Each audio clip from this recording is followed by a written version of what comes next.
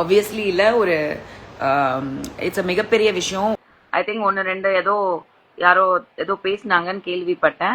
நீங்க தான் சப்போர்ட் பண்ணணும். எப்படி இருந்தாலும் நம்ம விஜயனுக்கு டீலிமிட்டேஷன்னா என்னன்னு தெரிய வாய்ப்பில்லை. மொத்தம் எத்தனை தொகுதி இருக்குன்னே அவங்களுக்கு தெரியாது. நடிகர் மற்றும் தாவேகா தலைவர் விஜய் எப்போ சினிமாவில இருந்து அரசியலுக்கு வந்தாரோ அப்ப இருந்தே பல சர்ச்சைகள் அவரை சுத்தி போயிட்டு தான் இருக்கு.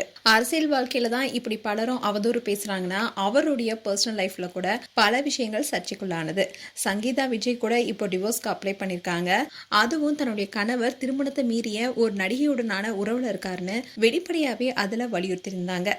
இந்த விஷயம் அப்ப பேசும் பொருளா இருந்தது. இதை தொடர்ந்தே அவருடைய பர்சனல் லைஃப்ல பல சர்ச்சைகள் போயிட்டு இருக்கு. இப்படிலாம் ஒரு பக்கம் போயிட்டு இருக்க, அரசியல்லையும் பலரும் அவரை பலவிதமா பேசதான் செய்யறாங்க.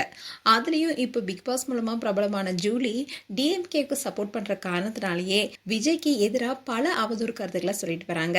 இப்படி பல வீடியோஸ அவங்களுடைய சோசியல் மீடியா பேஜ்ல விஜய்க்கு எதிராகவே போட்டுட்டு வராங்க.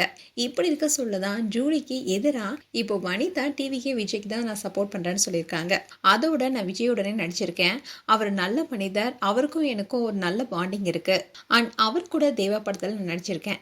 இந்த படத்துல விஜயை பார்த்து ஒரு கொசுன்னு படத்தை பார்க்க வந்தவங்க கிண்டல் செஞ்சாங்க.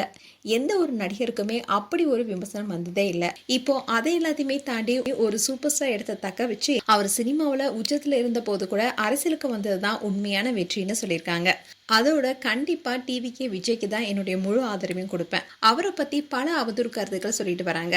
ஆனா அவர் உண்மையிலுமே ஒரு நல்ல மனிதர்னு வனிதா விஜயகுமார் சொல்லியிருக்காங்க.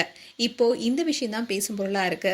அதோட இதை பார்த்த நெட்டிசன்ஸோ ஜூலிக்கு எதிராக நீங்க இப்படி பேசுனதே எங்களுக்கு ரொம்பவே சந்தோஷமா இருக்கு. ஜூலிக்கு நெத்தியடி பதில் கொடுக்கக்கூடிய ஆள் நீங்க தான். இப்படி நிறைய பேர் வனிதாவுக்கு சப்போர்ட் பண்ணிட்டு வராங்க. மேலும் உங்களுடைய கருத்துக்களை கமெண்ட் செக்ஷன் சொல்லுங்க. இது போன்ற வீடியோஸை பார்க்க நியூஸ் தமிழ் கிட்ஸ் சப்ஸ்கிரைப் பண்ணுங்க. மறக்காம நோட்டிபிகேஷன் பட்டனை கிளிக் பண்ணுங்க.